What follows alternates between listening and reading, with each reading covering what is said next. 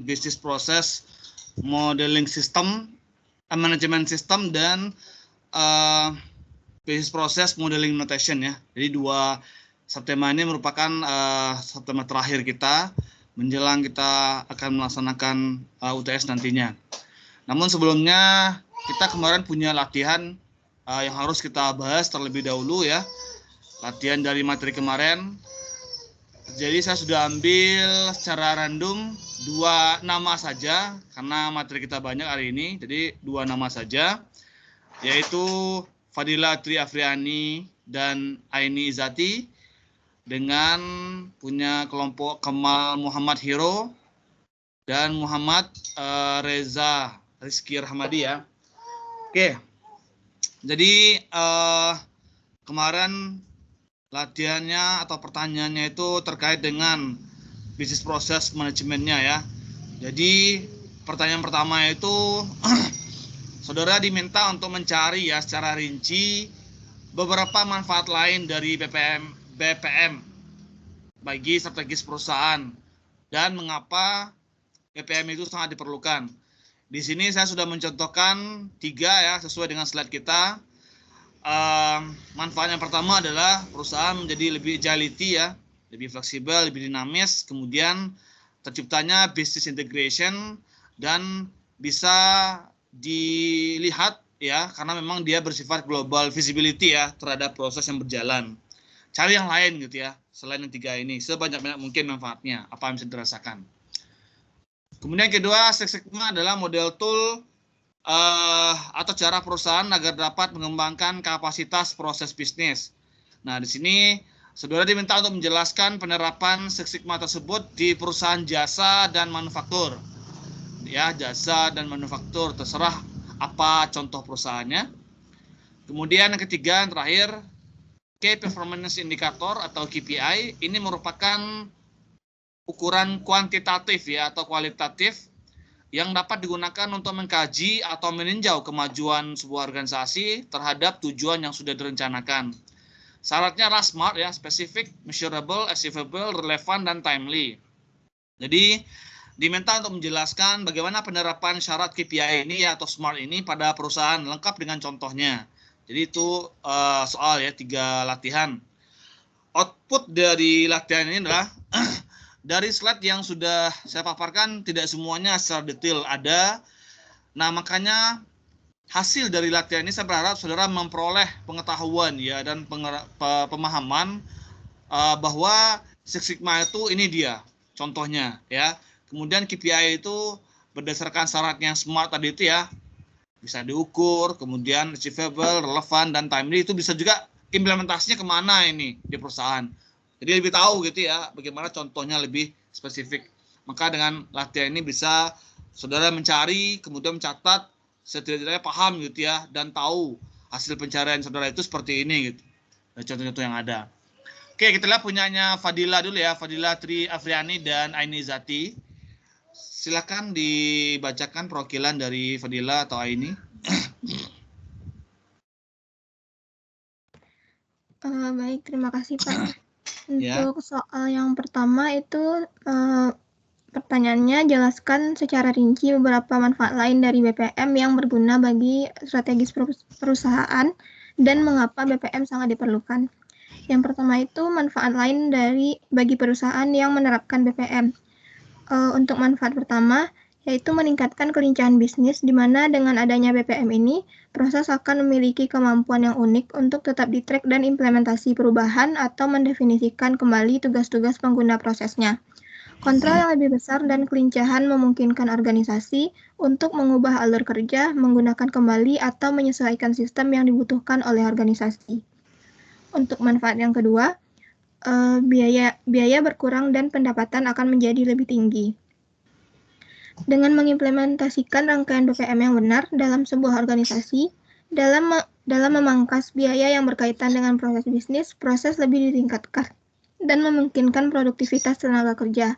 Oleh karena itu, menggunakan BPM yang benar dalam sebuah organisasi dapat memberikan hal positif yang signifikan.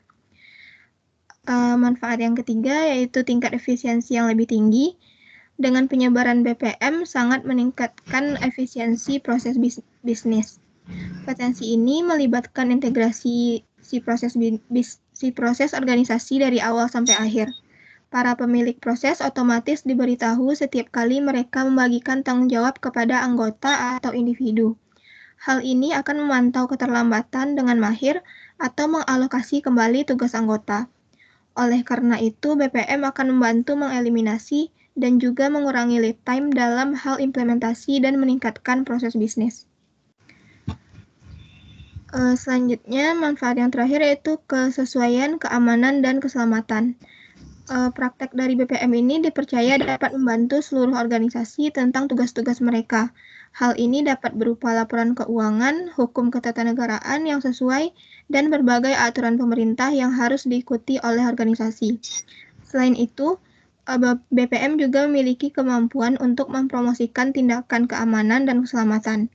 Dan hal ini dengan mendokumentasikan prosedur dengan benar dan memfasilitasi kesesuaian. Kemudian mengenai mengapa diperlukannya BPM? Mengapa diperlukannya BPM?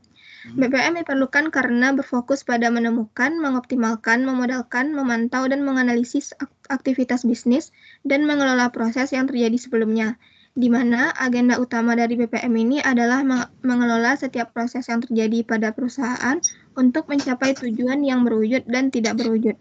Dengan begitu, BPM penting untuk membantu organisasi atau perusahaan bersiap untuk berkompetisi di seluruh dunia dengan membantu para pemimpin dan organisasi meningkatkan kinerja di berbagai komponen seperti analisis dengan tepat, pengamatan dengan cermat, dan kontrol serta modifikasi proses bisnis. Baik, terima kasih. Ini siapa tadi? Fadila ya? Iya, Pak. Iya, Fadila ya. Baik, jadi sudah dipaparkan tadi oleh kelompok Fadila dan temannya. Dari manfaat ini saya lihat berapa tambahnya nih. Kalau kelincahan agility ya, itu sudah ada desainnya. Kemudian tambahannya ini ya, adanya cost reduction ya, atau kurangnya biaya dan meningkatnya profit ya, atau pendapatan boleh. Karena memang bisnis proses kita sudah dikelola dengan baik ya, dengan adanya BPM ini, baik berupa compliance di sana, kebijakan-kebijakan ataupun prosedur-prosedur aturan. Kalau sudah dipatuhi, maka bisnis proses akan berjalan sesuai dengan relnya lah ya, sesuai dengan semestinya, sehingga tentu akan dapat mengurangi biaya dan tentu bisa meningkatkan layanan. Dengan begitu, secara otomatis nanti profit dari perusahaan akan lebih tinggi ya, juga meningkat. Kemudian efisiensi yang lebih tinggi. Ya, sebetulnya antara efisiensi dengan cost reduksi ini memang nggak berkaitan ya, tapi lebih spesifik dijelaskan adanya efisiensi yang lebih tinggi. Gitu. Kemudian kesesuaian, jelas ya, ada keamanan dan keselamatan. Kesesuaian di sini bahwa setiap proses yang ada di perusahaan itu yang ongoing, yang sedang berjalan itu harus disesuaikan dengan pengelolaan bisnis proses yang ada, sehingga kesesuaian ini menjadi manfaat yang bisa dirasakan oleh perusahaan. Apalagi terkait dengan security ya dan keselamatan ya, safety. Jadi ini betul-betul bisa dirasakan ketika BPM itu terrealisasikan dengan baik gitu ya. Kemudian BPM diperlukan ya karena ini penjelasan yang lebih yang rincinya. Intinya adalah BPM diperlukan agar pengelolaan terhadap bisnis proses yang berjalan di perusahaan dapat dikontrol dengan baik, itu intinya sebetulnya. Jadi ada tambahan ya sekitar 1, 2, 3 ya. 3 tambahan karena agility itu sama dengan kelincahan tadi ya. Jadi 3 tambahan dari kelompok Aini dan Fadila ini. Baik, terima kasih Fadila. Kita lanjut ke kelompoknya Kemal dan Muhammad Reza. Silakan perwakilannya untuk membacakan. Baik, untuk nomor 1 pertama itu perusahaan organisasi yang sudah kita kelola karena kita dapat bekerja lebih maksimal sehingga dapat menghasilkan keuntungan yang besar. Yang kedua, dapat mengurangi biaya yang berhubungan dengan proses bisnis, meningkatkan produktivitas dan kualitas kinerja para karyawan, dan juga dapat memengaruhi pendapatan perusahaan atau organisasi yang sedang kita kelola. Yang ketiga, perusahaan mendapatkan informasi mengenai sebuah proses serta pihak-pihak yang bertanggung jawab dalam proses tersebut. Dan juga kita dapat melakukan pemantauan dan pengendalian dengan mudah. Dan juga kita dapat mempersiapkan tindakan antisipasi jika terjadi sesuatu dalam proses bisnis yang kita kelola. Yang keempat, kita dapat langsung menilai kinerja sebuah proses bisnis secara real time. Dengan adanya proses bisnis yang sudah diotomatisasi, dapat membuat proses bisnis yang kita kelola tidak butuh tenaga kerja yang banyak dan juga dapat menciptakan sistem pengawasan yang intensif. Transparansi bisnis dapat ditingkatkan sehingga berdampak pada pihak manajemen yang dapat lebih memahami proses bisnis yang dijalankan dalam perusahaan atau organisasi yang kita kelola. Yang kelima, mendukung penerapan standar keamanan sekaligus keselamatan kepada seluruh karyawan yang berada di suatu perusahaan. Baik, kesimpulan yang dapat kita ambil dari seberapa penting atau perlunya BPM adalah organisasi atau perusahaan yang memanfaatkan prinsip BPM memiliki kapasitas untuk mengurangi biaya dan meningkatkan produktivitas dengan cara mengidentifikasi bagaimana proses akan bekerja dalam kondisi terbaik. Hal ini juga diikuti dengan menerapkan penyesuaian yang diperlukan untuk mengimplementasi kontrol dan mencapai kinerja terbaik yang akan membantu dalam prediksi hasil di masa depan. Baik, makasih. Ini siapa yang bacakan Kemal ini ya? Reza, Pak. Ya, Reza ya. Makasih Reza dan Kemal temannya. Jadi saya lihat sampai bersama dengan kelompoknya Fadila dan Aini tadi lebih berkembang. Nah, ini tambahnya ya. Tambahan yang pertama di luar yang dua tadi ya, perusahaan akan lebih berkembang karena memang proses bisnisnya lebih maksimal ya. Dengan begitu bisa menghasilkan profit yang besar. Dapat mengurangi biaya sama seperti tadi yang punyanya Fadila dan kawan-kawannya, mudah mendapatkan informasi. Yang tambahan dari kelompok lain ya, dari yang dua kelompoknya Fadila dan tiga dan saya, mudah mendapatkan informasi. Ini penting ini karena memang ketika proses dijalankan ya, tentu ada hal-hal yang harus diinformasikan lah gitu ya, baik kepada pihak internal maupun pada pihak eksternal terkait bagaimana proses dan layanan berjalan.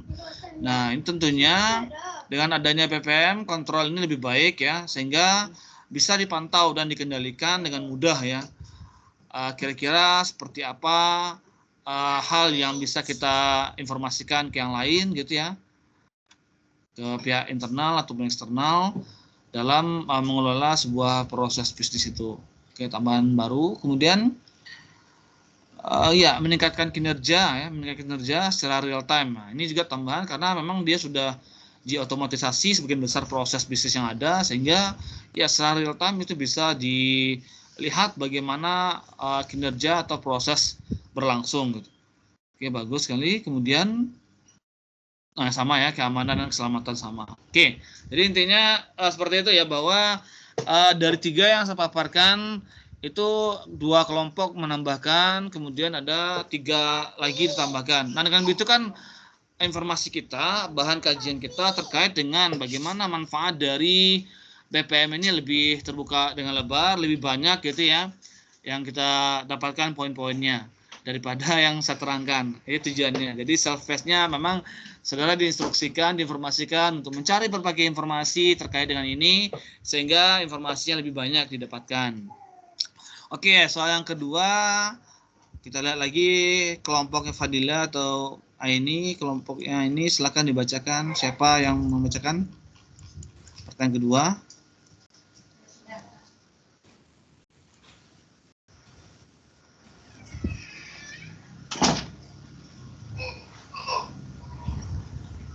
Pertanyaan yang kedua yaitu Six Sigma adalah sebuah tool dan cara perusahaan agar dapat mengembangkan kapasitas proses bisnis.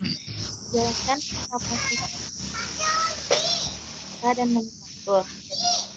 Yang pertama yaitu pada perusahaan jasa, langkah apa yang dilakukan dalam penerapan Six Sigma dalam bidang jasa.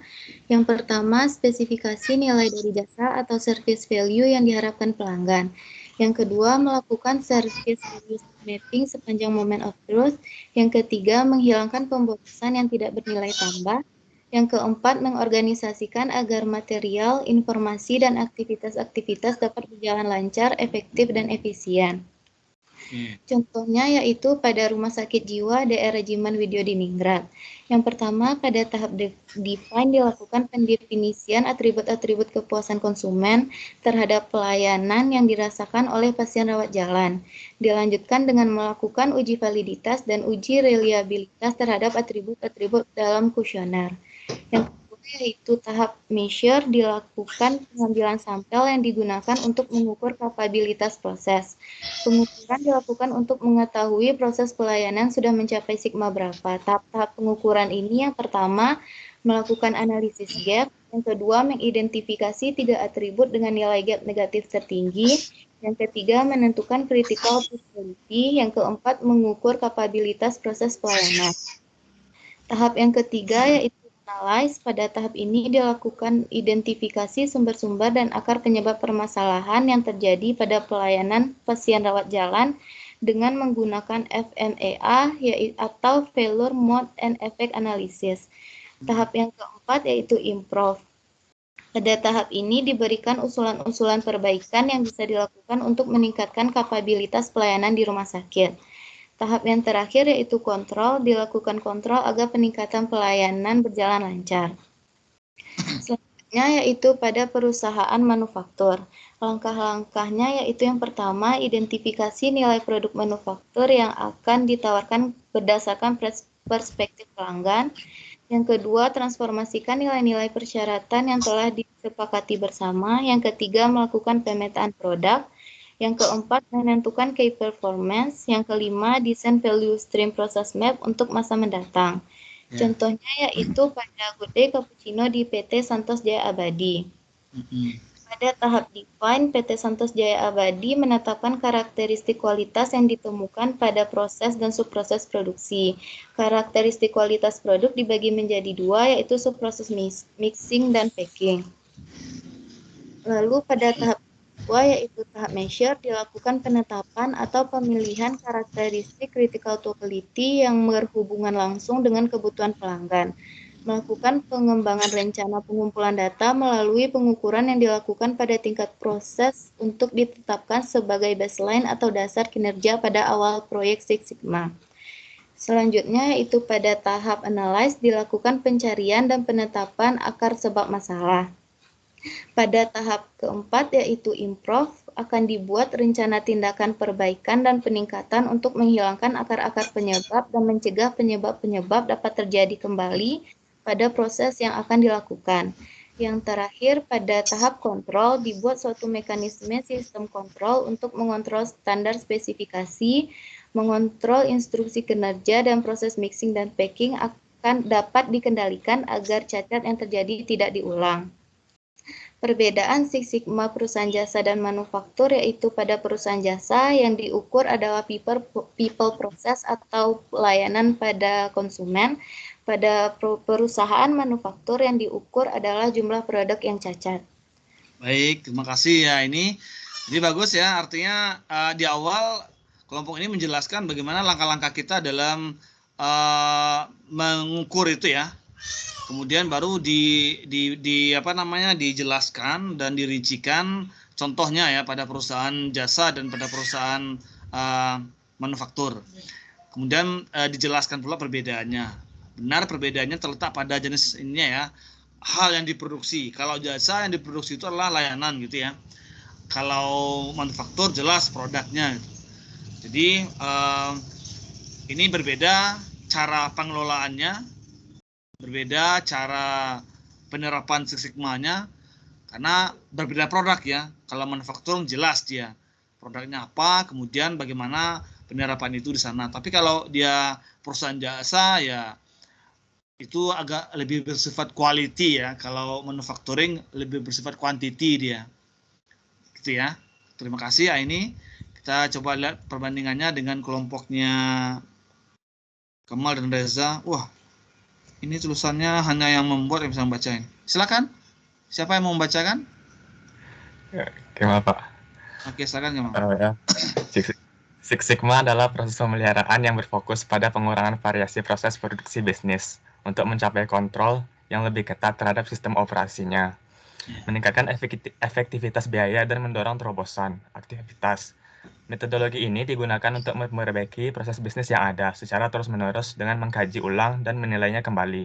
Menggunakan metode DMAIC, Define Opportunities, ukur kinerja, menganalisis peluang, improve performance, dan control performance. Dalam penerapannya, seringkali proses sistem baru tidak dapat diterima sebelum ada kasus untuk membuktikannya. Sebuah laporan membuktikan bahwa metode Six Sigma dapat menguntungkan industri apapun. Salah satu perusahaan jasa keuangan yang disebutkan di laporan itu prihatin atas pengeluaran mereka yang tinggi untuk customer service mereka. Meskipun telah menyediakan layanan web, para pelanggan tetap memilih menggunakan call center. Untuk memberikan layanan pelanggan yang tinggi dengan harga yang murah, perusahaan menerapkan proyek Six Sigma. Mereka pun menemukan cara untuk mengkonfigurasi ulang situs web yang akan menurunkan biaya namun meningkatkan tingkat layanan pelanggan. Hasilnya, pelanggan berpindah dari layanan call center ke layanan berbasis website. Contoh lainnya yaitu sebuah perusahaan asuransi besar memiliki waktu 41 hari untuk klaim, di mana waktu tersebut dianggap 3 kali lebih lama dibanding ekspektasi. Setelah menerapkan Six Sigma dalam waktu kurang dari 5 bulan, tim proyek berhasil menilai kekurangan dan mengidentifikasi faktor kunci yang ada. Mereka juga mengurangi 70% kekurangan lainnya, yang hasilnya kepuasan pelanggan meningkat dan dapat menghemat lebih dari $250.000. Udah ya, Kemal? Baik, jadi dua kelompok ini mempunyai pola penjelasan berbeda ya. Jadi kelompok A ini menjelaskan langkah-langkahnya, kemudian bagaimana penerapannya sesuai dengan the MAIC tadi ya. Define, measure, analyze, improve, dan control. Namun kelompok Kemal lebih bersifat narasi, mereka menjelaskan pengimplementasian ini seperti apa di lapangan gitu ya. Tapi tidak ada ya yang manufakturnya ya. Semuanya jasa ya, jasa keuangan. Kemudian contoh yang kedua ini apa ini? Jasa juga ya, asuransi ya, betul. Berarti tidak ada manufaktur contohkan ini ya. Oke, nggak apa-apa. Jadi sebetulnya dalam soal kan saya minta dua contoh perusahaan itu. Karena seperti yang saya bilang, mereka mempunyai cara penerapan Six Sigma yang agak berbeda gitu ya. Walaupun mempunyai prinsip yang sama, DMAIC itu ya. Tapi dalam implementasinya atau penerapannya sesuaikan dengan bidang dari perusahaan itu. Kalau perusahaan jasa seperti ini dia. Artinya base quality tadi berdasarkan kualitas. Kalau dia perusahaan manufacturing lebih kepada jumlah ya. Artinya quantity terhadap produk. Baik, terima kasih ya Kemal atas penjelasannya. Cuman kurang itu aja ya, bahwa tidak dijelaskan yang manufaktur seperti apa pula. Oke, yang terakhir. Yang terakhir, saya mintakan pada Fadila atau ini kembali membacakan contoh juga ya, contoh penerapan KPI berdasarkan SMART ini, atau peserta SMART. Silakan dibacakan. Baiklah, untuk soal yang nomor 3, yaitu pertanyaannya, KPI merupakan ukuran kuantitatif dan kualitatif yang digunakan untuk mengkaji atau meninjau kemajuan organisasi terhadap tujuannya. Syaratnya yaitu SMART. Jelaskan bagaimana penerapan syarat KPI ini pada sebuah perusahaan lengkap dengan contohnya. Dalam menerapkan syarat KPI SMART ini, ada beberapa langkah yang dapat kita gunakan, yaitu untuk langkah pertama, membuat tujuan yang jelas. Tujuan dari KPI harus bersifat jelas dan juga strategis. Strategis yang dimaksud adalah merujuk kepada bagaimana strategi yang ingin dicapai dan diukur dapat menilai bagaimana sebuah organisasi mengeksekusi visi dan misi yang dimiliki. Contohnya, jika tujuan bisnis sebuah perusahaan menjadi pemimpin pasar, maka tujuan KPI yang bisa ditetapkan adalah meningkatkan pendapatan sebesar 10% atau memperluas jangkauan area pemasaran produk di Asia Tenggara. Untuk yang kedua, buat tujuan yang ingin dicapai secara garis besar. Target yang akan dicapai harus realistis. Perubahan proses bisnis membutuhkan waktu untuk diterapkan. Pada tahap awal KPI, sebaiknya fokus pada target jangka panjang dengan pemantauan jangka menengah. Yang ketiga yaitu mengumpulkan data. KPI memerlukan data konkret dan juga valid. Hal ini membantu pengukuran indikator secara tepat dan juga akurat. Yang keempat, buat rumus dari KPI. Buat rumus yang sesuai dengan selalu uji rumus tersebut untuk melihat apakah hasil yang didapat sesuai dengan realisasi atau tidak. Yang terakhir, menyajikan KPI. Untuk mengkomunikasikan KPI secara efisien, perlu menerjemahkan data ke dalam visual yang mudah dipahami seperti grafik dan juga bagan. Selanjutnya mengenai contoh dari KPI. Contoh pertama yaitu profit atau keuntungan, di mana kita harus menganalisis margin laba kotor dan laba bersih untuk lebih memahami seberapa sukses organisasi yang dijalankan. Contoh kedua, cost atau biaya pengeluaran. Mencari cara untuk meningkatkan efektivitas pengeluaran dan temukan cara terbaik untuk mengurangi dan mengelola pengeluaran. Yang ketiga, pendapatan LOB atau line of business vs target.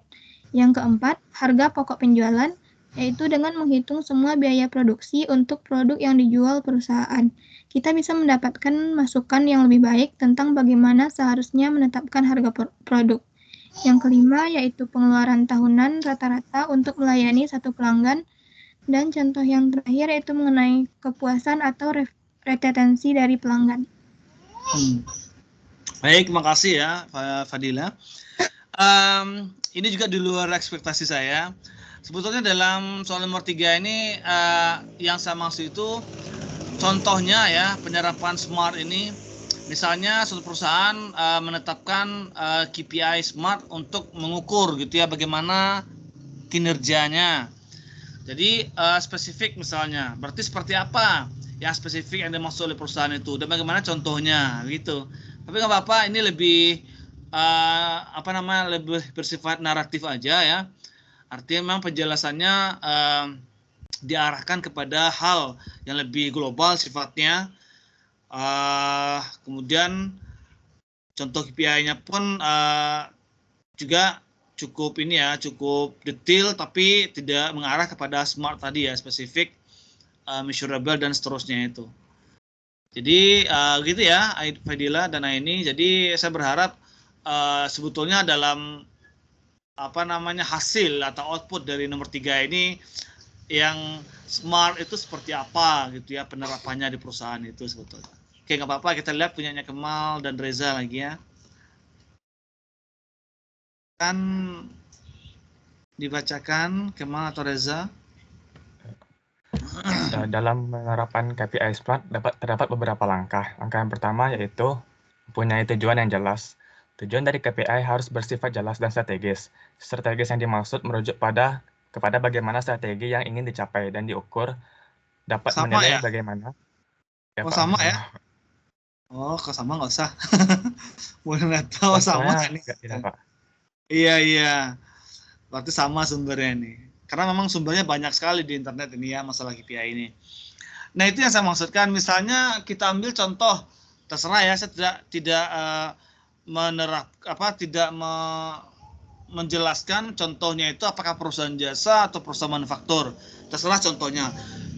Misal kita ambil PT Semen Padang lah. Ini adalah perusahaan manufaktur ya. Jadi secara spesifik atau bagian S-nya di SMART itu bagaimana KPI-nya diukur ya. Secara spesifik. Kalau spesifik itu kan artinya jelas ya. Yang diukur jelas. Misalnya dia harus menargetkan produksinya di Semen Padang itu sekian juta ton. Jadi ada sekian juta tonnya itu terukur ya. Measurable-nya terukur gitu. Kemudian dalam jangka waktu berapa dia. Nah, itu penjelasan saya minta itu seputar itu saja sebetulnya. Jadi contoh penerapannya ya real ya seperti apa di lapangan dan ada unsur-unsur SMART tadi itu dalam menerapkan KPI-nya. Simpel sebetulnya, tapi tidak apa-apa, ini lebih global sifatnya menjelaskan ya. Dijelaskan dari tujuannya dulu apa sebetulnya, kemudian dia sangat besar untuk apa tujuan itu dibuat gitu ya, kemudian dikoleksi datanya atau dikumpulkan datanya, baru disusun formula KPI-nya apa gitu ya, kemudian disajikan lagi KPI-nya dalam bentuk apa misalnya. Tapi nggak apa-apa ya, yang jelas dari penjelasan kedua ini saya tidak menyalahkan, tapi coba lebih smartnya itu loh, lebih spesifiknya, lebih measurable-nya ya, lebih achievable-nya seperti apa. Kemudian time-nya bagaimana gitu ya, itu yang saya harapkan sebetulnya. Baik, itu ya latihan kita yang sudah kita kerjakan minggu lalu. Jadi sampel atau contoh saya ambil 2 saja ya, 2 nama saja, karena memang materi yang akan kita sampaikan cukup banyak hari ini. Jadi pemanasan dulu nih, kita coba diskusi gitu ya di pagi hari ini. Kalau langsung misalnya saya sampaikan materi, takut saya nanti hanya tinggal nama saja lagi di MS Team nih. Orangnya udah tidur nanti ini. Makanya dengan pemanasan ini supaya kita lebih santai ya untuk memaparkan materi selanjutnya nanti. Oke, sebelum kita lanjut materi, ada yang mau atau perlu ditanyakan silakan. Kalau tidak, saya coba lanjut materi kita ya pada pagi hari ini di slide yang belum ya. Sorry.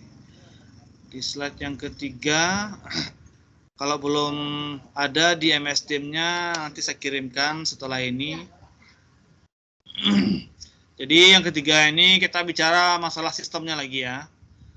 Kemarin kita secara umum masalah manajemennya, bagaimana pengelolaan sebuah proses bisnis itu. Nah, yang ketiga ini kita akan masuk ke sistemnya. Kelihatan share screen-nya? Kelihatan, Pak. Oke. Jadi business process management system ya. Nah, kenapa ada BPMS ini? Kan apakah dengan BPM kan sudah dikelola, itu ada pengelolaannya. Kenapa mesti ada sistemnya di sini? Nah, karena memang dilihat dari peran IT di sini. Walau bagaimanapun pengelolaan bisnis proses yang di awal dijelaskan itu kan secara global ya, secara umum. Mungkin orang manajemen juga bisa bicara masalah BPM dia. Kemudian orang dengan bidang industri ya, teknologi industri juga dia bicara masalah bisnis proses manajemen ya, pengelola sebuah bisnis proses. Tapi khusus di bidang IT, di bidang komputer itu ada sistem di sana. Karena memang setiap proses bisnis itu bagi orang IT bagaimana itu lebih bisa ditingkatkan ya. Salah satunya tadi dengan adanya otomatisasi terhadap bisnis proses yang berjalan. Kalau orang industri dia tidak akan berpikiran adanya otomatisasi itu. Dia hanya berpikir bahwasanya dengan adanya pengelolaan terhadap bisnis proses itu lebih bisa dikontrol katanya kan, lebih bisa dilihat bagaimana kualitas dari layanan. Begitu juga dengan orang manajemen, orang ekonomi, mereka lebih bisa mengefisiensikan atau mengefektivitaskan kerja mereka melalui pengelolaan terhadap bisnis proses itu. Tapi kalau bagi orang sistem informasi atau bagi orang komputer, IT, dia lebih kepada bagaimana bisnis proses itu dapat diotomatisasikan sehingga berdampak terhadap seluruh kegiatan-kegiatan perusahaan, terutama layanannya gitu ya, layanan terhadap customer-nya. Makanya dia terbelakangi karena memang peran IT tadi itu karena sudah semakin penting dalam sebuah organisasi gitu ya, sehingga konsep dari BPM berbeda dengan konsep BPM-nya teknik industri dan ilmu manajemen tadi itu. Dia kalau kita dikaitkan tentunya penerapannya itu dengan pengembangan teknologinya ya, atau perangkat lunak atau aplikasinya. Nah, pada dasarnya memang konsep BPM ini tidak ada sih sebetulnya gitu ya, menyangkut pada perangkat lunak saja. Karena awalnya itu kan pengelolaan bisnis proses itu adanya di ilmu manajemen ya dan industri.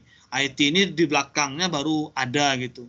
Namun di seluruh proses bisnis yang dikerjakan, yang dilakukan oleh perusahaan itu tentunya dengan adanya BPM itu pengerjaannya lebih baik ya, lebih cepat dengan adanya penerapan ya dari aplikasi atau adanya otomatisasi gitu terhadap proses yang terjadi. Sehingga terdapat di sini teknologinya, ada teknologinya. Maka dikembangkan BPM itu menjadi Business Process Management System, lebih kepada ke sistemnya begitu. Sehingga lahirlah BPMS ini ya. Lalu apa saja sih komponen-komponen dari BPMS itu? Nah, ini ada gambaran secara keseluruhannya di sini ya. Kita lihat ada 3 komponen, ada 4 komponen di sini ya. Yang pertama ada proses modeling, yaitu bagaimana proses mendesain terhadap bisnis proses yang akan diimplementasikan, diterapkan. Kemudian ada proses eksekusinya atau menerapkan model yang sudah diproses tadi. Setelah diterapkan ada namanya proses monitoringnya ya dan evaluasi tentunya terhadap proses yang sudah dijalankan itu.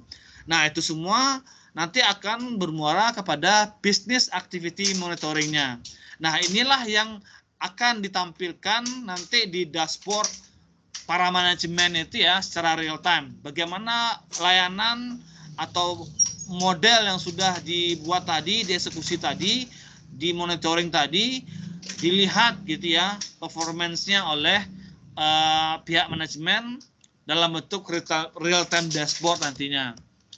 Nah, ini penjelasan. Pertama, proses modeling tadi. Nah, proses ini nanti berfungsi bagaimana mendesain atau memodelkan sebuah proses bisnis ya dalam bentuk visual. Nah, dengan begini nanti memungkinkan bahwa bagi yang kurang paham terhadap implementasi dari proses itu akan terlihat nanti ini lebih mudah dipahami gitu ya. Karena memang orang lebih gampang melihat visualisasi ya dibandingkan membaca mungkin kebijakan-kebijakan, membaca aturan-aturan atau prosedur yang berlaku. Lebih enak orang untuk melihat bagaimana proses dijalankan secara visualnya itu. Maka salah satu komponen BPMS itu adalah proses modelingnya ya.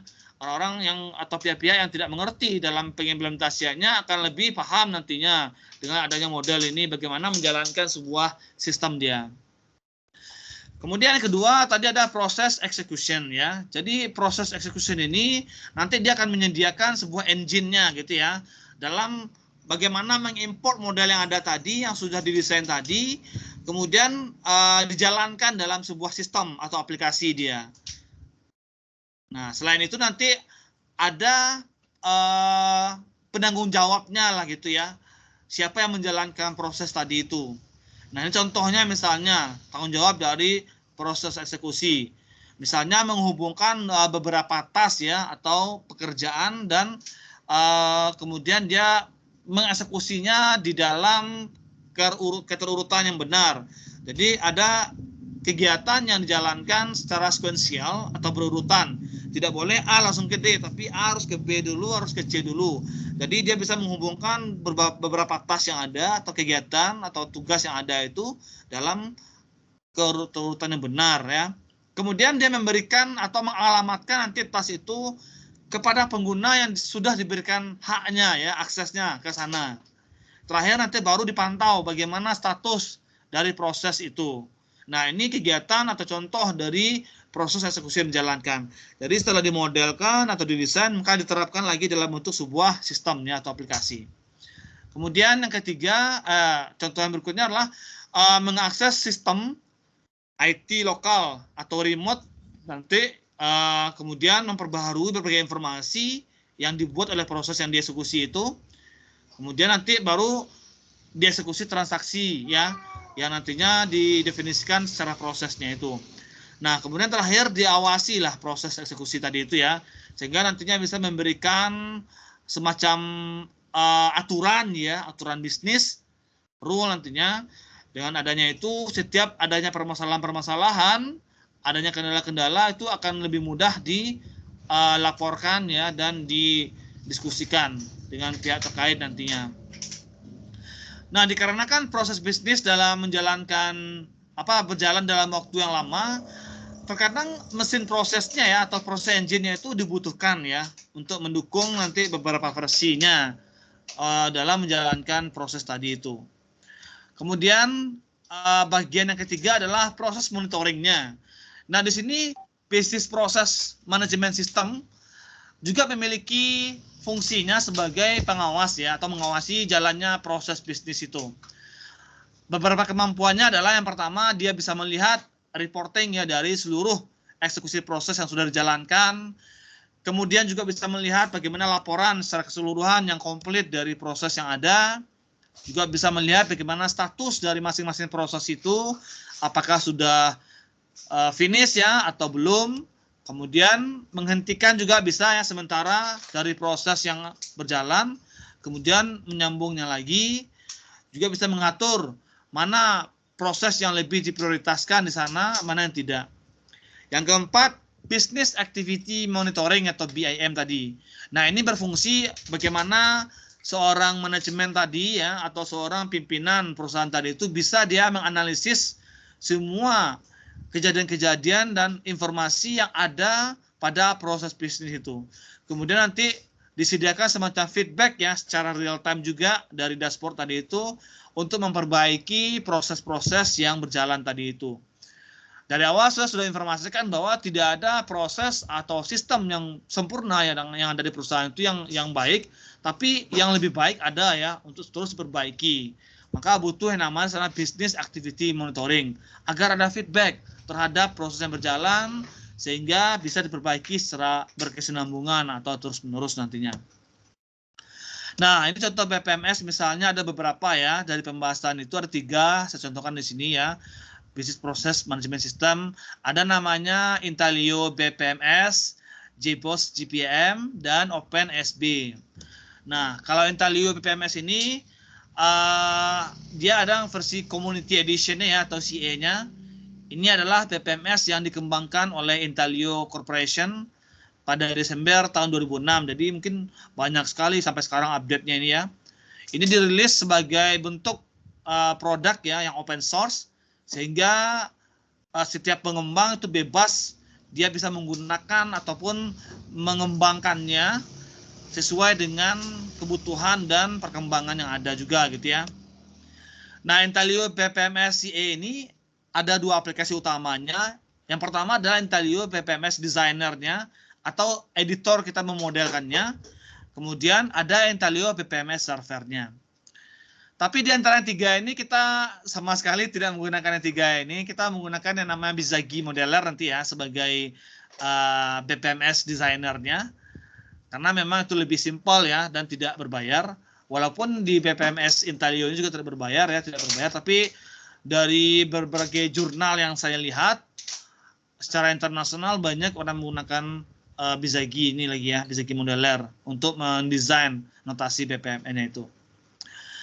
Nah, jadi kalau kita lihat, kalau BPMS Designer-nya itu fungsinya jelas ya, bagaimana kita merancang sebuah atau memodelkan sebuah proses bisnis yang akan dieksekusi. Sementara untuk servernya itu untuk mengeksekusi proses bisnis yang sudah didefinisikan ya atau didesain sebelumnya. Kemudian memberikan laporan dari hasil eksekusi yang ada itu. Nah, di sini web servernya itu ya BPMS juga menyediakan atau mengintegrasikannya dengan web service proses bisnisnya ya. Nah, perancangan yang difasilitasi oleh Intelio BPMS Designer ini dia sama sebetulnya ya dengan yang lain, menggunakan BPMN juga, Business Process Modeling Notation juga. Nanti dikonversikan dia ke dalam BPL namanya ya, BPL untuk dieksekusi. Nah, selain itu di fitur perancangan prosesnya itu dia akan menyediakan berbagai fitur ya. Ada dalam bentuk rancangan form nanti yang melibatkan juga people di dalamnya, manusia dalam eksekusinya. Kemudian Intelio BPMS ini di designer atau dibangun di atas Eclipse ya, Eclipse STP. Saya ingat Eclipse ini Java editor ya. Java editor ada Eclipse di sana, tapi saya nggak tahu apakah SoftTools platform ini atau STP Eclipse ini juga dari Java ya. Ini adalah IDE ya. IDE open source, jadi dapat dikembangkan sesuai dengan kebutuhan dari perusahaan. Nah, sementara untuk BPMS server itu dibangun menggunakan Apache OD namanya, Orchestration Director Engine ya untuk web servernya. Jadi ini merupakan proyek Apache juga dalam mengeksekusi BPL ya. Kemudian JBoss GPM. Nah, berbeda dengan Intelio BPMS tadi, kalau JBoss GPM ini adalah aplikasi BPMS yang dikembangkan oleh JBoss sendiri ya, JBoss Corporation sendiri gitu. Nah, jadi dia ada juga servernya di sini, aplikasi server untuk mengeksekusinya atau proses engine-nya, dan juga aplikasinya berbasis Eclipse juga ya, Java juga kayak saya rasa ini untuk mendesain prosesnya atau GBPM proses designernya. Nah, untuk aplikasi ini proses engine dapat digunakan sebagai pengintegrasi ya aplikasi-aplikasi dalam enterprise nantinya. Juga bisa dijadikan sebuah execution engine proses bisnis untuk sebuah aplikasi itu. Nah, jadi proses engine mendukung sekali ya eksekusi dari proses dalam bahasa khusus ini, bahasa dia sendiri saya kayaknya nih. Namanya JPDL ya. JPDL. Mungkin J ini Java kali ya, karena memang Eclipse saya lihat ini. JPDL sebagai bahasa utamanya ya. Kemudian juga dia akan menyediakan ekstensi nantinya dalam bahasa BPL namanya ya, BPL. Pengembangannya masih tahap beta ini. Tadi saya kira kalau sekarang mungkin sudah yang versi stabilnya ya, established-nya ini sekarang. Ketiga adalah OpenASB namanya, Enterprise Service Bus ya. Aplikasinya namanya OpenASB Enterprise Service Bus. Ini juga Java ya, teknologi Java Enterprise Edition atau J2E. Ada standar digunakan dalam mengintegrasikan aplikasinya, yaitu JBI namanya Java Business Integration. Standar ini biasanya digunakan untuk mengintegrasikan berbagai jenis aplikasi dalam platform yang berbeda. Jadi apakah pakai web dia atau pakai desktop atau pakai mobile ya, jadi bisa ada standarnya di sini melalui Java Business Integration. Nah, teknologi JPI di sini digunakan untuk menerapkan orkestrasinya ya, web service juga.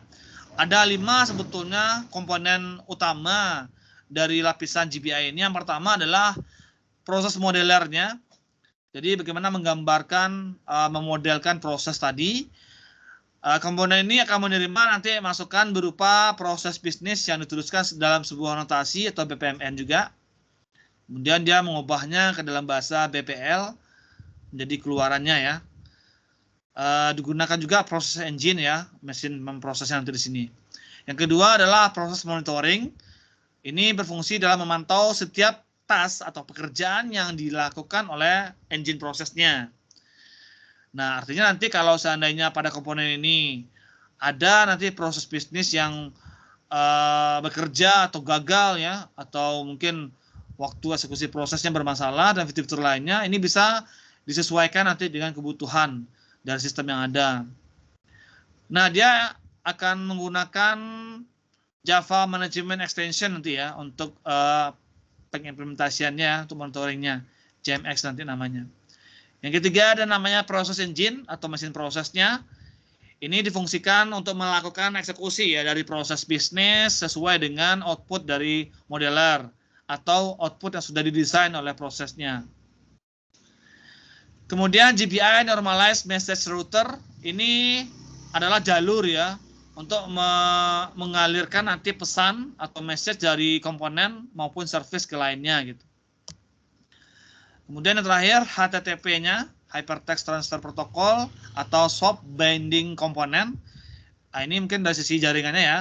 Setiap layanan di GPI ini akan digunakan binding component namanya. Dikarenakan pada SOA ya, Service Oriented Architecture, itu telah sepakati bahwa penggunaan SOAP sebagai format pesan SOAP-nya itu ya. Jadi memungkinkan sekali dia terintegrasi dengan protokol HTTP ini ya. Itu komponen 5 komponen ya yang terdapat pada bagian ini. Ya, jadi banyak sekali sebetulnya aplikasi-aplikasi open source yang dapat digunakan dalam PPMS ini, dalam mengelola Business Process Management System. Di sini saya contohkan 3 saja ya, 3 saja aplikasi open source yang bisa digunakan di sini. Tapi yang di sini tidak hanya memodelkan ini ya, tapi juga bisa monitoring dan dieksekusi langsung. Kalau kita kan kalau bisa gitu hanya untuk modeler saja sebetulnya, modeler proses saja. Kalau aplikasi kan aplikasi dibikin sendiri ya, di custom sendiri oleh kita sesuai dengan kebutuhan aplikasi apa yang kita bangun. Begitu dia.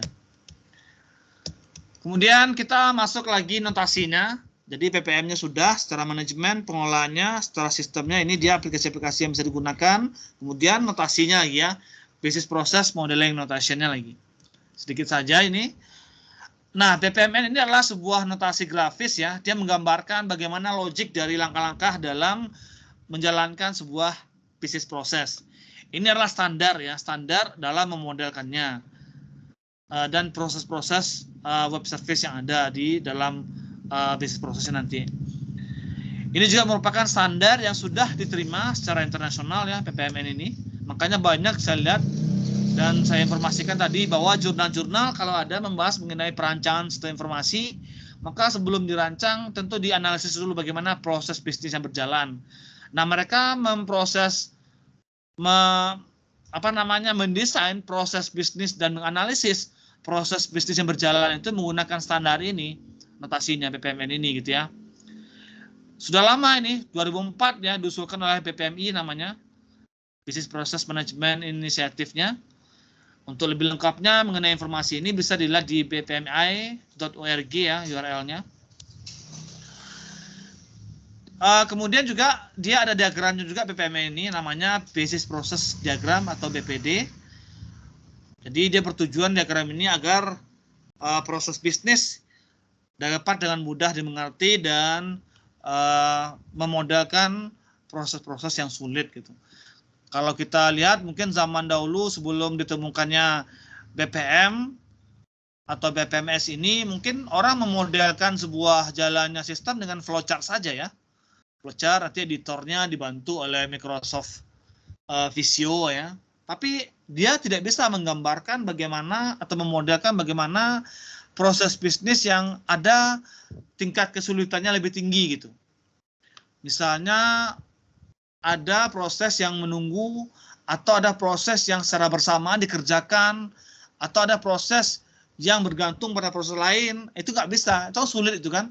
Kegiatan-kegiatan seperti itu digambarkan dengan Visio nggak bisa karena nggak ada notasinya untuk mewakili yang tadi itu gitu, menunggu segala macam tadi itu atau proses paralel tadi itu. Nah, dengan adanya proses bisnis diagram melalui notasi BPMN itu bisa digambarkan bagaimanapun bentuk kesulitan atau tingkat kesulitan gitu ya dari proses bisnis yang ada di perusahaan itu. Nah, jadi kalau bicara masalah BPD tadi ya, Business Process Modeling Diagram itu banyak ya diagram yang bisa kita gunakan. Seperti yang saya bilang tadi, awal-awal orang menggunakan flowchart ya, atau mungkin dengan UML ya, UML Unified Modeling Language itu sebuah metode juga bagaimana memodelkan memodelkan sebuah proses dengan bahasa UML itu bisa beberapa bentuk ya, ada dalam bentuk use case diagram namanya, kemudian ada dalam bentuk activity diagram, use case skenario ya, kelas analisis, sequential diagram dan seterusnya, itu UML semuanya. Kemudian keempat juga bisa dimodelkan diagram itu dalam bentuk BPMN ya, Business Process Modeling Notation. Nah, apa saja tools-tools dari BPD, Business Process Modeling ini? Yang pertama, seperti yang saya bilang, Visio, walaupun dia kaku ya dalam menggambarkan flow-nya, tapi dia masih banyak digunakan orang karena simpel dan tidak ribet penggunaannya. Bisa juga menggunakan Visual Paradigm. Ini kebanyakan digunakan oleh senior-senior saudara ini, Visual Paradigm ini dalam menggambarkan business process modeling notation-nya. Apakah itu dalam bentuk UML tadi ya, use case diagram, activity diagram, bahkan IRD pun gambar relationship-nya itu banyak juga. Mereka menggunakan Visual Paradigm ini ya, editornya. Atau bisa menggunakan Enterprise Architect. Nah, kalau kita menggunakan Bizagi Modeler ya, seperti yang saya bilang, Bizagi Proses Modeler.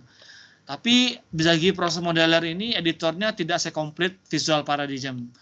Bizagi Modeler ini dia hanya bisa mendesain proses bisnis di sini. Tidak bisa mendesain UML seperti usage diagram, activity diagram, sequence diagram, kelas analisis dan seterusnya. Dia hanya khusus untuk memodelkan proses bisnis gitu ya. Atau ada juga namanya Aris Express, bisa juga digunakan Altova namanya juga ya. Nah, jadi biasanya tools yang sering digunakan oleh senior-senior saudara yang sudah itu ya dalam TA atau KP-nya 2 saja, yaitu nomor 2 dan nomor 4 ya, Visual Paradigm untuk mendesain selain proses bisnis. Kemudian untuk proses bisnis mereka menggunakan tools modelernya adalah Bizagi ini ya. Ini contoh penggunaan activity diagram. Jadi activity diagram itu sebetulnya hampir sama dengan ASI ya. Kalau orang kenal dulu ASI namanya aliran sistem informasi atau flowchart sistem informasi. Tapi kalau activity diagram ini ada logiknya. Kalau ada dokumen logiknya gitu ya. Kalau flowchart biasa tidak ada, dia fisikal saja. Ini contohkan bentuk dari activity diagram sistem ATM misalnya. Jadi ada gambar starting, ada gambar end, itu simbolnya berbeda ya. Starting bulatan hitamnya lebih penuh, kalau end dia setengah dari bulat yang biasa. Jadi kan kebayang bagi kita ya, kita yang sering menggunakan ATM, bagaimana proses yang berjalan kan terbayang. Maka digambarkanlah, divisualkanlah dalam bentuk activity diagram ini. Pertama masukkan kartu, nanti secara logiknya muncul pertanyaan, apakah kartu valid? Kalau seandainya tidak, berarti ATM akan mengeluarkan kartunya dan proses end, selesai gitu ya. Kalau PIN-nya benar, kalau kartunya valid, dibaca oleh ATM-nya, baru dia bisa masukin PIN. Jadi apapun jenis ATM-nya, biasanya seluruh mesin ATM bisa membaca kartu. Kecuali di ATM itu dimasukin KTP misalnya. Berarti dia tidak valid, langsung akan dimuntahkan oleh ATM itu nantinya. Tapi kalau kita misal punya ATM Bank Nagari misalnya, kita masukin dalam ATM BRI, tetap dibaca ya. Nanti diminta masukin PIN, kalau valid PIN-nya, kalau PIN-nya tidak valid sebanyak 3 kali, ya kan logik itu ya. Tapi kalau di flowchart tidak ada itu 3 kali kemudian tidak ada. Kalau di flowchart ASI itu gambar fisiknya saja ya, secara fisikal saja. Kalau activity diagram sudah masuk logik seperti ini dia. Jadi kalau kondisi-kondisi yang dipertanyakan seperti ini kondisi logik namanya istilahnya ya, ke sistemnya gitu. Kalau lebih dari 3 kali katanya ya, ada lagi kondisinya kalau lebih dari 3 kali ya keluar kartu, kalau tidak lebih dari 3 kali artinya yang kedua betul PIN-nya, maka menampilkan menu utama ya, jenis transaksi yang tersedia di ATM itu. Apakah melihat saldo, mengirim uang, mengambil uang, dan seterusnya. Banyak sekali ya menu-menu yang ada di ATM itu. Jadi nanti apakah sudah selesai bertransaksi katanya. Kalau sudah berarti akan keluar struknya, kalau bisa di print ya. Kan kadang-kadang ATM itu ada juga yang tidak bisa di print ya. Baru keluar kwitansinya maka kartu keluar. Tapi kalau transaksinya belum selesai, dia akan kembali ke menu utama tadi. Nah begitu seterusnya. Ini adalah activity diagram namanya ya dalam mesin ATM. Tapi kalau dia dibagi dua misalnya atau dipecah ya, dipartisi, itu bisa juga. Tadi kan activity diagram secara keseluruhan ya. Nah bagaimana kalau ada orang menggambarkannya dipecah dia atau dipartisi, boleh juga. Begini jadinya. Ada dari sisi usernya, ada dari sisi mesinnya. Nah kalau dari sisi user, tentu usernya yang bekerja ya. Pertama dia masukkan kartu, kemudian nanti kartu valid atau tidak. Kalau tidak, maka mesinnya bekerja lagi kan, maka arahkan dia ke mesin. Jadi pengguna dan sistem ATM ini namanya entity-nya atau aktornya. Pengguna sistem ATM itulah entity atau aktornya. Kalau ada pertanyaan berapa entity atau aktor yang terlibat dalam activity diagram ATM ini? 2, yaitu pengguna dan mesin ATM-nya. Jadi kalau seandainya tidak valid, nanti mesin ATM akan menampilkan error ya, kartu tidak valid. Kemudian masih di mesin itu juga nanti dikeluarkan kartunya, selesai dia. Tapi kalau ketika dia masukin PIN itu benar nanti, maka ke mesin lagi kan, ke sistem ATM lagi, dia akan tampilkan menu nantinya. Kalau seandainya PIN-nya valid, dia akan tampilkan menu. Kalau seandainya tidak valid 3 kali, maka akan error juga, kartunya diblokir ya. Kemudian dikeluarkan kartunya itu. Lalu nanti setelah tampil menu, aktivitas beralih kepada user, pengguna. Maka balik lagi ke sisi pengguna. Ada pilihan menu di sana. Dia mau melakukan transaksi apa? Apakah melihat saldo, mengirim uang, mengambil uang. Kalau transaksi selesai katanya, kalau ya, berarti pekerjaan berikutnya akan disambung oleh mesin ATM. Yaitu dia akan mengeluarkan struk atau kwitansi, kemudian dia keluarkan kartu, dan selesai. Tapi kalau seandainya transaksi belum selesai, maka aktivitas masih pada pengguna, yaitu disuguhkannya menu transaksi tadi. Nah ini dia. Lalu mana yang benar Pak activity diagramnya, yang pertama atau yang kedua? Kedua-duanya benar. Kedua-duanya benar.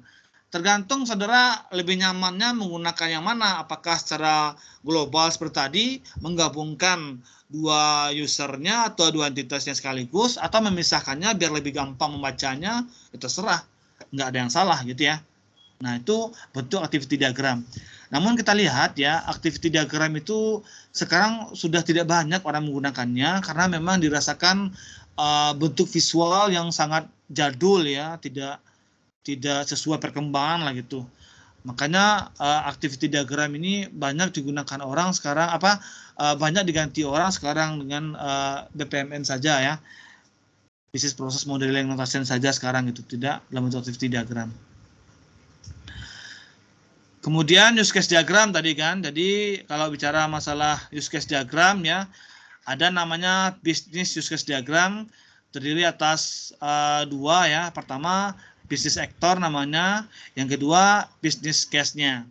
Nah, kalau business actor berarti usernya ya, atau sistem yang berinteraksi dengan bisnis. Berarti kalau di activity diagram tadi, siapa yang menjadi business actor atau entitas? Yaitu pengguna dan mesin ATM-nya gitu ya. Dia merepresentasikan perannya ya, pihak eksternal bisnis. Bisa customer di sana, employee atau supplier dan lain-lain. Kemudian ada namanya business use case. Ini adalah urutan eventnya ya, atau kejadiannya yang menunjukkan interaksi antara aktor yang terlibat dalam elemen bisnis terkait ya. Dia menunjukkan sebuah proses. Misalnya business use case-nya itu memesan barang ya, atau membayar gaji pegawai misalnya, seperti itu. Nah, kemudian bagaimana detail dari business use case diagram itu? Nanti detailnya itu ada namanya use case ID. Kalau dalam gambarnya ya, gambar use case-nya ya, ada use case ID-nya, ada use case title-nya, judulnya, ada use case description-nya, ada use case precondition-nya, ada business actor, ada use case post condition-nya. Nah, biasanya dalam TA itu yang penting itu adalah use case description sama business actor-nya. Itu yang perlu dijelaskan. Jadi misalnya mengelola pemesanan barang. Jadi deskripsinya mengelola pemesanan barang itu apa? User description-nya, yaitu user bisa input data, bisa delete data, bisa update data, bisa view data. Itu kalau mengelola user description-nya. Kalau business actor description-nya misalnya user atau pengguna, katakanlah customer. Jadi dalam proses bisnis itu customer bisa ngapain aja. Nah, baru dijelaskan. Jadi aktor customer bisa memesan barang, bisa menginput barang sendiri misalnya, bisa melihat stok sendiri, nah, itu customer misalnya, seperti itu. Nah, ini contoh notasi sederhana ya dari business use case model. Jadi ada aktornya di sini yang gambar orang itu ya, kemudian ada business case-nya di sana. Nanti untuk use case diagram ini detailnya ada ya, mata kuliah khusus di APSI nantinya, analisis sistem dan perancangan sistem informasi ya. Jadi kalau saya sih lebih kepada bisnis prosesnya. Sebetulnya setelah bisnis proses itu baru dia ke APSI-nya lagi, ke perancangannya. Perancangannya itu biasanya digunakan UML ya, seperti use case diagram, skenario, sequence diagram, dan seterusnya seperti yang saya jelaskan tadi itu. Tapi nggak apa-apa, kita singgung sedikit saja ya. Jadi nanti di use case diagram itu nanti ada namanya include dan extend. Kalau include itu artinya use case, katakanlah use case B ya, lain akan dijalankan secara otomatis jika use case A dijalankan. Jadi B dulu dijalankan, baru A dia jalankan seterusnya. Kalau extend, use case B itu dijalankan, tapi belum tentu use case A juga dijalankan, atau opsional gitu ya. Nah, contohnya pada ATM itu misalnya ini. Jadi kalau klien itu dia bisa business role klien itu dia bisa cek balance, bisa withdraw money ya, ngambil uang, bisa transfer uang. Nah, tapi cek balance, withdraw money, transfer money itu bisa dilakukan ketika harus login dulu. Ya, ini include dia. Dia harus login dulu baru bisa dia lakukan 3 hal ini. Beda dengan extend. Kalau extend itu misalnya si user bisa mengembalikan buku. Si user juga bisa meminjam buku. Extendnya adalah dari mengembalikan buku tadi itu bisa saja terlambat kan dalam pengembaliannya, maka extend. Bisa di-extend dia dengan menagih denda. Ya. Kalau bahasa kitanya apa ya? Diperluas lah ya, diperluas. Kalau mengembalikan buku, use case diagramnya itu apa dampak setelah mengembalikan buku itu? Ada denda atau keterlambatan dalam masuk misalnya, potong gaji misalnya kan. Tapi kalau include itu hal yang menyertai. harus ada include itu dulu, baru bisa kegiatan yang lain itu dikerjakan gitu. Contoh misalnya ngambil uang, transfer uang tadi kan nggak bisa dikerjakan kalau tidak login dulu kan. Nah, itu dia bedanya ya antara include dan extend. Tapi include dan extend ini sih jarang digunakan ya dalam TA. Dalam TA itu paling ya interaksi antara aktor dan business case saja sebetulnya. Ini contoh yang misalnya tadi, kalau dilihat contohnya ada user, dia bisa melaksanakan business case-nya 3, yaitu memasukkan kartu, melakukan transaksi, dan melakukan logout. Kalau dia memasukkan kartu, berarti include-nya adalah masukin PIN. Kalau dia melakukan transaksi, maka perpanjangan atau pengembangan terhadap setelah dia melakukan transaksi ada 3. Dia bisa extend melihat saldo, bisa extend mengirim uang, bisa extend mengambil uang, ya. Kemudian baru dia logout. Oke, itu yang dapat saya sampaikan ya. Nanti untuk BPMN akan lebih detail kita jelaskan ya bagaimana simbol-simbol dari BPMN itu, apa tujuan sebetulnya dan keuntungan dari BPMN itu. Waktu juga sudah 8.45, hampir 2 jam lagi nih kita berinteraksi di video conference ini. Jadi materinya cukup panjang ya pada hari ini. Saya berharap nanti di pertemuan terakhir kita ada latihan dan tugas ya yang dikerjakan. Bukan pertemuan terakhir, pertemuan ke-6 besok. Pertemuan ke-6 besok itu kita sudah latihan nanti. Hari ini mungkin tidak ada latihan. Kita akan latihan hari Selasa depan. Kasus lagi ya latihannya yang membuat dan mendesain BPMN itu. Ya, jadi besok pertemuan besok saya jelaskan dulu BPMN itu secara rinci apa-apa aja simbolnya. Kita coba praktikkan sedikit kasus sederhana. Nanti saudara akan membuat latihan dengan kasus yang agak lebih detail gitu ya. Baik, ada pertanyaan sampai sini? Oke, kalau tidak silakan diaktifkan videonya. Saya sambil mendownload pertemuan agendanya. Pertemuan kelima.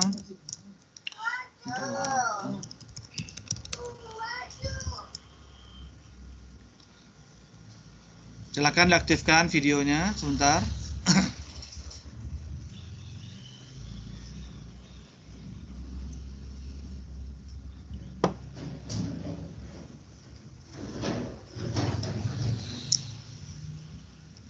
Saya barusan dapat WA dari WD1 kita ya. Ini kira-kira bunyinya ini ya, persiapan ini. Persiapan kuliah tatap muka katanya. Jadi ada surat pendataan ini tingkat vaksin ya dari mahasiswa. Jadi mahasiswa harus wajib vaksin. Karena memang rencana terkait dengan PTM namanya sekarang ya, pertemuan tatap muka setelah UTS. Jadi link dosen dan mahasiswa di lingkungan jurusan prodi agar mengisi formulir untuk vaksin ini gitu ya. Siap-siap untuk PTM setelah UTS nantinya. Tapi nggak ada juga paksaan ya, nggak ada juga paksaan. Diserahkan kepada mahasiswanya dan keluarganya ya izinnya nanti. Kalau menurut saya sih tidak masalah ya sebetulnya. Mungkin lebih efektif lah kalau kita tatap muka rasanya dibanding seperti ini. Kan kita tetap ya prokesnya dijalankan, pakai masker ya. Baik, saya ambil gambarnya ya. Ini sudah semuanya, saya ambil gambarnya. 1, 2, 3. Oke, terima kasih ya. Kita akhiri pertemuan kita pagi hari ini.